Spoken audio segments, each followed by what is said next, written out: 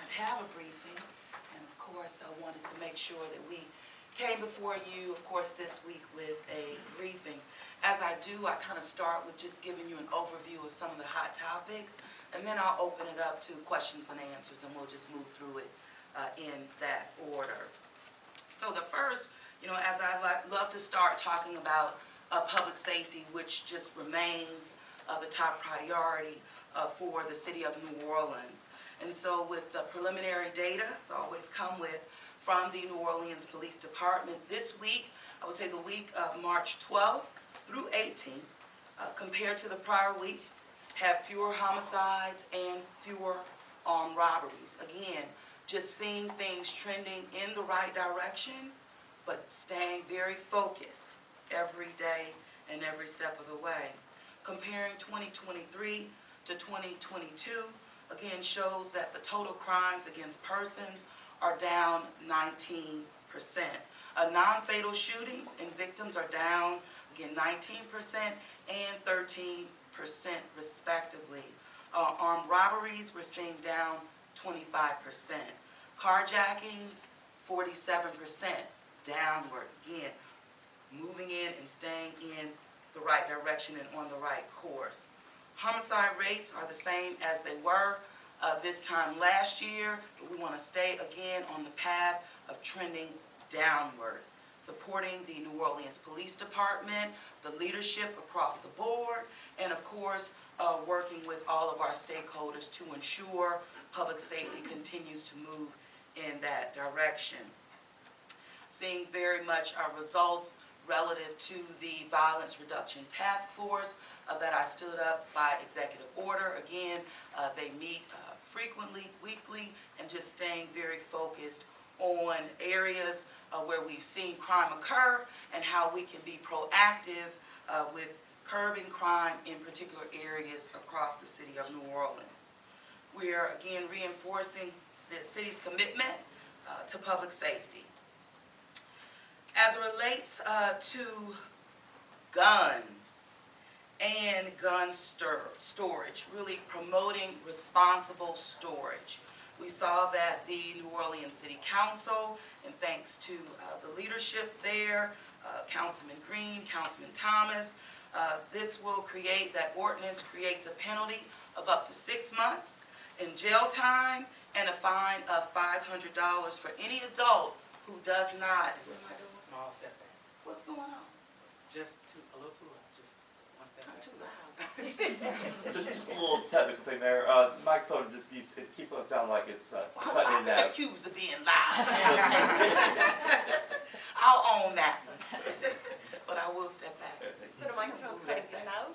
It's No, popping. Oh, it's It's popping. popping, it's popping. Oh, okay. Is that for everyone? Yes, Yeah. me Yes, too. yes ma'am. Okay. Okay, now. Well, I don't control that one. But I'll be quiet. I'll tone it down. I'll tone it down. My grandmother used to say, not so loud my ear, Somebody must have a hearing problem. Anyway, let's get back to it. So the gun storage ordinance that passed the New Orleans City Council, again, focuses on penalties associated with adults that do not lock their guns up, meaning making sure that those guns are safe in homes. This is very important. As the city of New Orleans, we saw, as it relates to our young people in our community, impacted very heavily throughout this country, but heavily in our city, relative to guns not being kept safe and resulting in murders of our young people, unfortunately. So the 6 months jail time, $500 in penalties. We do believe that this will make sure that we're on a path to keeping our children safe and keeping guns stored safely within homes throughout the city of New Orleans. I also wanted to just touch briefly on the emergency rental assistance that the city of New Orleans was able to stand up, of course, in partnership with the federal government, Department of Treasury.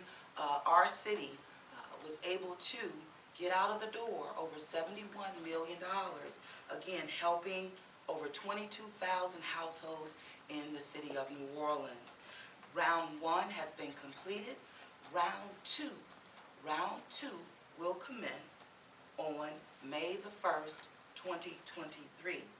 Now, we saw just a large amount of residents, of course, completing applications. We have them in queue, and we will begin again with the rental assistance May 1st, 2021. Now, this will exclude the Sewage and Water Board payment assistance as relates to the rental assistance, and we'll continue to work very heavily on meeting our people where they are and trying to create the best ways possible to help them with these reoccurring costs associated with just living expenses, rent, as well as utility bills.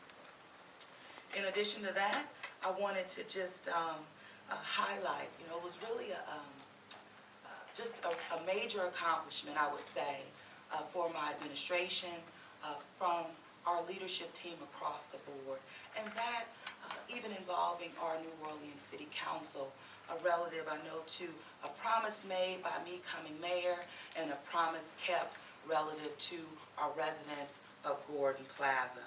The City of New Orleans was very successful at identifying a project, creating a solar farm on the land of Gordon Plaza that then allowed the city to move forward with buyouts of residents that have property on Gordon Plaza.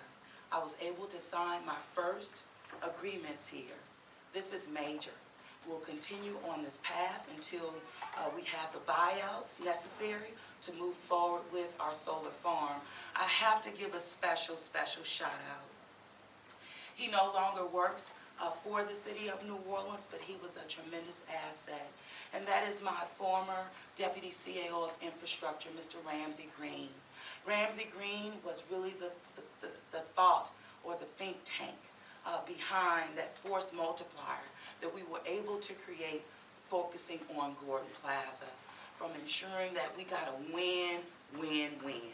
And what I mean by that is dealing with the injustices that our residents face on Gordon Plaza, ensuring that we had a viable project that would allow this city to move forward with buyouts, and also checking a box that is absolutely aligned with the focus of the federal administration relative to, again, justice, environmental justice, and of course, committed to climate resiliency.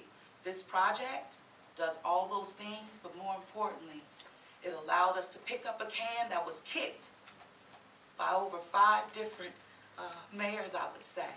But this administration was able to find a viable project that allowed us to rewrite and really turn it around for the residents of Gordon Plaza. Promise made, promise kept. Also, I wanted to speak on this. We started to promote videos from every department within the city government. And that means that we're hiring. The City of New Orleans, we're looking for qualified, motivated individuals who are caring and compassionate and just are hardworking and are equipped with some tough skin, to serve and to feel the capacity within departments so that we can continue to do the work in the City of New Orleans. We are also making sure that summer youth employment is going to be bigger and stronger than ever before. That enrollment process applications are forthcoming the month of April, but even right now, our youth can begin to apply for summer employment. Nothing stops a bullet like a job. And so this is just another way that we can not only meet the needs of our residents, but also employ our people, keep our city safe, and of course move the city forward. Workforce development has been boots on the ground and just being very intentional, again, by meeting people where they are and making sure that our people understand that not only we're hiring, but it's the residents of this city that will move this city forward by working with and for the City of New Orleans. So with that, I'm going to turn it over. I know on later today, I will have another press conference relative to work that's aligned with the Violence Reduction Task Force. We have the demolition of 8020 Olive Street. That was a vacant car wash, as you know, that contributed to violent crime in our community in this particular area. And you know, we're not standing by, we're taking action. We'll also have a ribbon cutting in Lakeview. I believe this will be one of the largest projects, 37 blocks that we will be cutting the ribbon on in terms of infrastructure improvements in the city of New Orleans. But this is just clearly a testament that we're not only doing the work, but we're staying focused on the work that we have left to do, and we will continue on that path and trajectory. Progress in the city of New Orleans, but the best is yet to come. So I'm going to turn it over to you, John, and we'll move through Q&A. Let's just try to go left to right, starting with WGNO if you have a question. Mayor, there's been lots of talk of your legacy, so I was wondering, if you were to write a memoir right now, what would you title it and why? Well, I am writing a book. Oh, great. I do not have the title. That will be a work in progress. I believe it's going to be good. A lot of things that I will not say. I'll say I'm leaving it for the book. Read about it.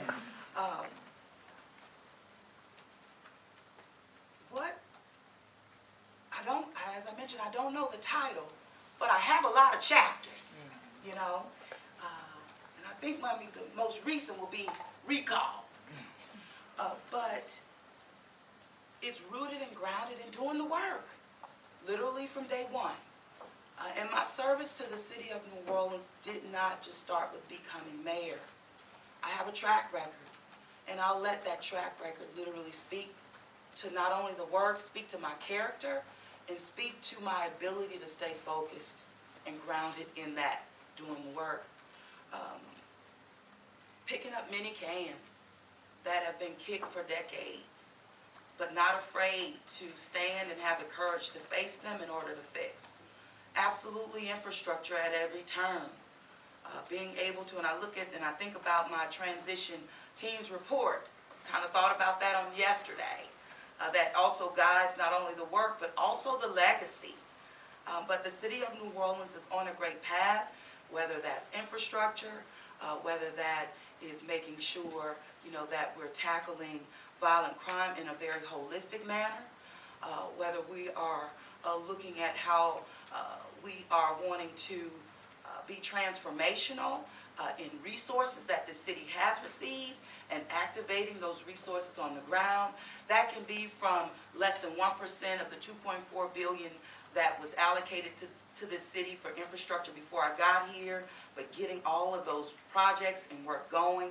That can speak to the level of resources that we've been able to get in the door through COVID, speaking to the ARPA dollars, a real push, almost single-handedly in the state for direct allocation that has come to fruition, that has been a game changer and a lifesaver for this community, that is rooted not only in making sure that we're focusing on a fair wage that our people deserve, that we're focusing on early childhood education, a 20-year, oh my goodness, millage for the first time, that we are investing in early childhood at this level, 0 to 3, for a universal home visit program that'll take care of our young people, those 3,000 babies born in our community, connecting those dots. You know, the legacy is still a work in progress, and we'll get to that when it's time, but I'm going to continue to do the work and write that book. It'll be a good read. Well, I'm hoping so, and that's why I say, you know, save a lot of it for the book. Fox 8 and WWL. Mayor, some members of your executive protection team say that your relationship with Officer Vappy was inappropriate and an embarrassment. What is your reaction to that? Well, I disagree 100%. My executive protection team, in which Officer Vappy has been one of them, he has really served with distinction. And not only a member of my executive protection team, but just a true advisor and a trusted advisor in that regard. I think that the investigation that has been ongoing is one that we can stand by. I know initiated by PIB, one that has been thorough even one that I would classify as a witch hunt. One that I will say has been a very a focus of other agencies, quite frankly, that has gotten them to cross the line in many areas. And so with that, I will say that I'm going to lean on the investigation of the PIB. And based on comments that you mentioned, it's very clear that there was no wrongdoing relative to any involvement with Officer Vappy. Strictly professional, and we'll keep it that way. Mayor, did you listen or did anyone tell you what was on the recordings before they were leaked? No, I still haven't listened to the recording simply because I know the facts, right? And so, and very much stood tall and very supportive of any investigations relative to my executive protection team. And so, no, I didn't not have any involvement. I have not heard, I haven't listened to any recordings, and I'm just staying focused on doing the work and hopeful that the investigation will come to an end, and that folks will just stay in their lane and also focus on the hard work that the men and women of the New Orleans Police Department just continue to render on behalf of the residents of this community. Were you ever interviewed by PIB? I was never interviewed. WWL. You mentioned the recall just a moment ago. I know you sent out that statement yesterday. Is there anything else you want to add now that we have you on camera regarding the recall effort and the fact that they don't have enough signatures to move forward? Well, what I'll say is, as I've said before, you did hear the statement, but through it all, it's been focusing on doing the work. What I will say is a huge thank you. A huge thank you to residents who understood that work was being done and also wanted to see the work continue throughout my administration. A huge thank you to the employees of the City of New Orleans who listened, quite frankly, to my call to action for them to stay focused, to be distracted or deterred by any of the foolishness and everything that's been coming at me directly and around me. But we're all impacted by it, and the city employees are impacted by it. And so my thank you to them for just staying the course and getting things done for the City of New Orleans. But in addition to that, just the overall residents again and our faith community at every turn lifted me up every day, just with prayers of support, of comfort, reassuring my faith. And I just want to say thank you. So that's what I really have to say in regards to the recall. You did mention that it was a failed attempt. So that's in the rearview mirror. It's again just staying focused. And my call to action now is for everyone to stay focused. And let's do the business of the City of New Orleans. Now, you mentioned it did fail. They only had about 27,000 signatures, but those are still 27,000 valid signatures of residents here in Orleans. Is there anything that you're taking away from this or learning and moving forward with there? So what I will say is that the same takeaway that I've had with every election that I faced, which always had people who didn't vote for me. And even in that same, when you talk about the number, even around that same number. And what I've always said, I'm here to serve, and I serve everyone. Mayors, we always say this, it's not Democrat or Republican, it's mayors. We serve everybody.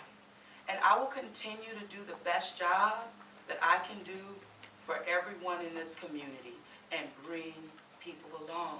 And a part of doing that is having a listening ear. I will always listen, create consensus and balance, and stand and make a decision and move forward.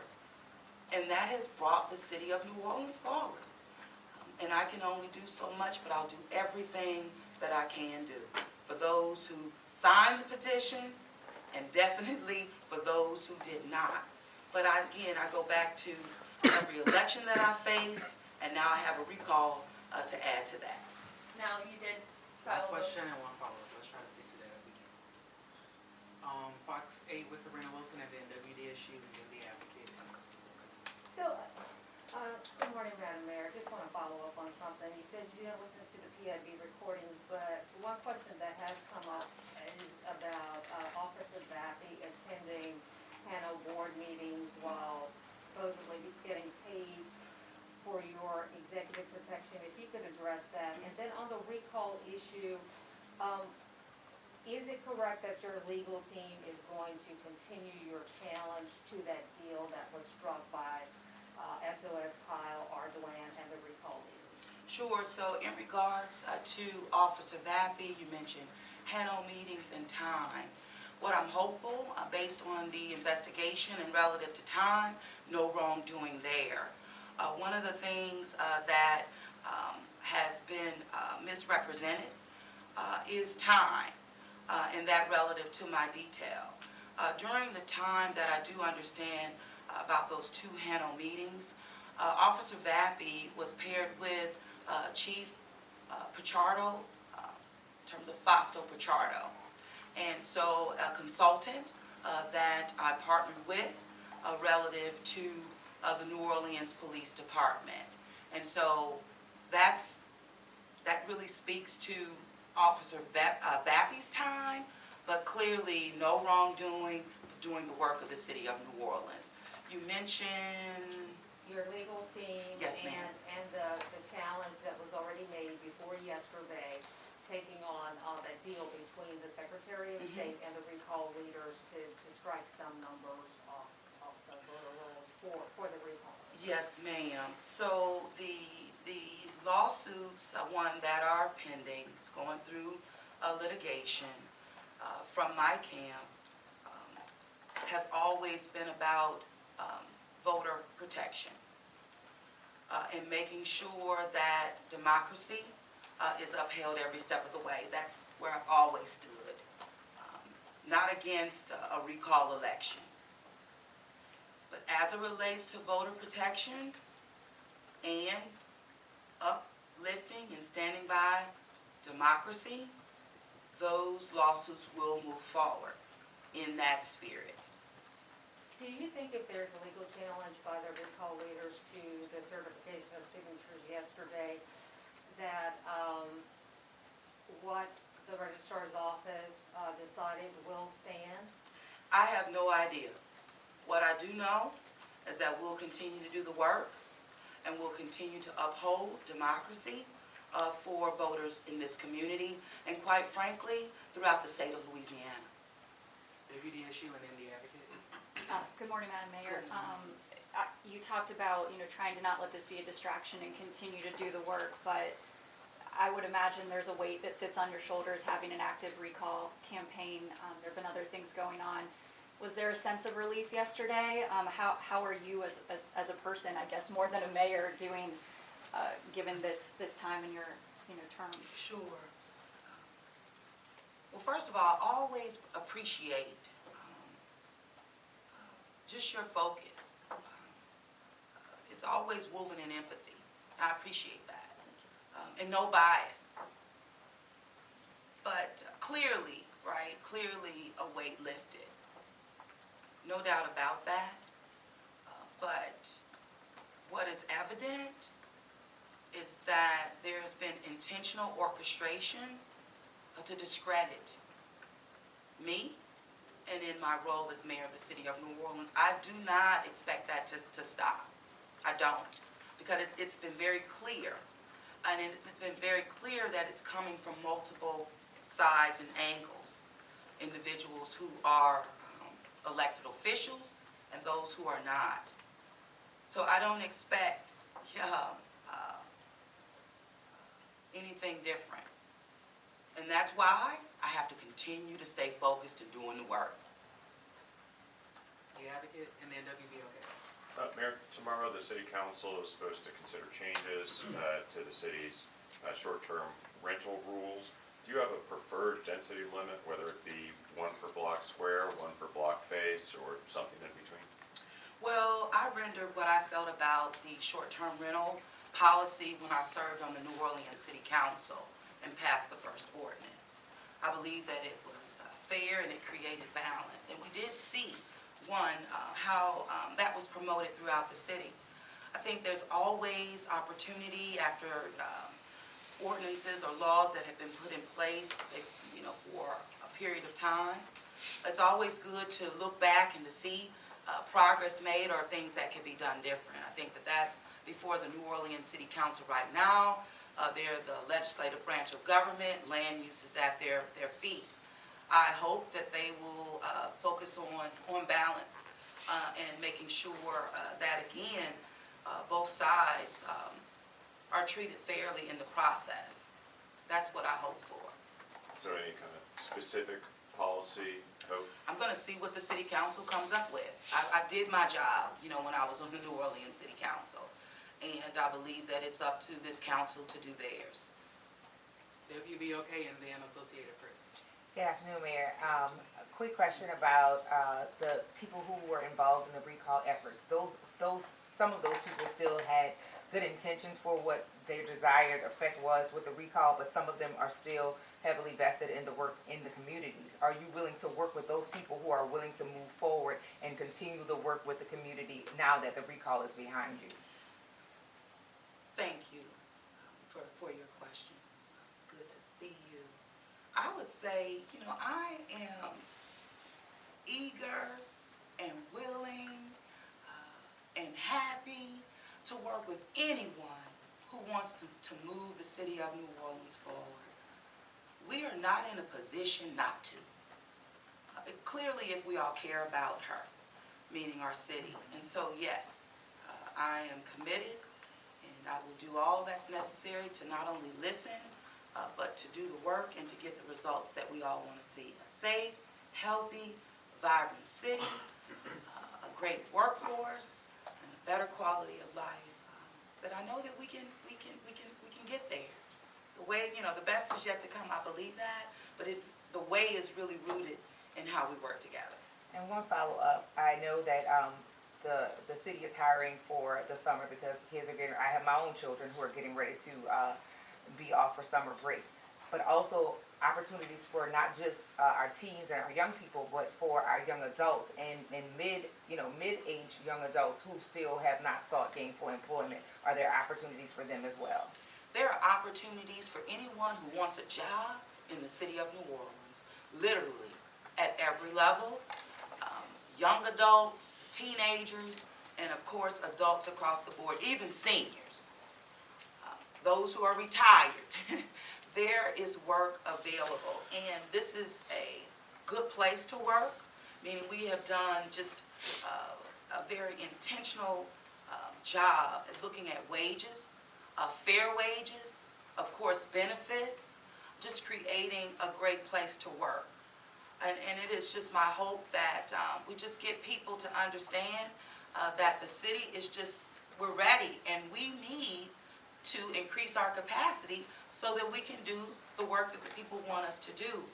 But we're all responsible for it. I can't say it enough, and I would hope, when I'm thinking about the recall and even the resources that went into that, just think if that same level of intentionality, funding, sweat equity would go into, promoting public safety, highlighting the great work of our police officers, highlighting the great work of our department, highlighting the great work of this administration, and the city is hiring.